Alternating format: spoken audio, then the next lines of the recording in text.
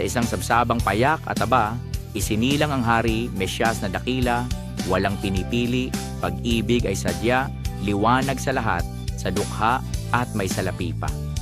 Bituing nagniningning sa gabing madilim, gabay sa mga pantas sa hangaring malalim, tulad ng ating misyon sa gitna ng lihim, inaalis ang hadlang, takot ay lulutumin. Ang kanyang pagdating ay may dalang aral, na ang bawat buhay ay sadyang marangal, may tatag ng loob sa harap ng banyaga, na natiling tapat sa bawat hininga. Taglay ay ang puso na puspos ng awa, yumayakap sa lahat. Maging sa kawawa, sa kanyang paningin, lahat ay may halaga, walang itatangi, lahat ay may laya. Isang lipunang tunay na inklusibo, iyan ang pangarap ng ating Kristo, na ang may kapansanan at bawat tao ay magkakasama sa iisang sulok. Kaya ngayong Pasko sa Hands in Inclusion, ipagpatuloy natin ang ating misyon.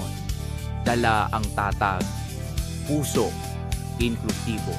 Sa bawat panahon hanggang sa tagumpay tayo ay makaahon. Bayanihan Sa puso'y nakaukit, tunay na bayanihan kailanman.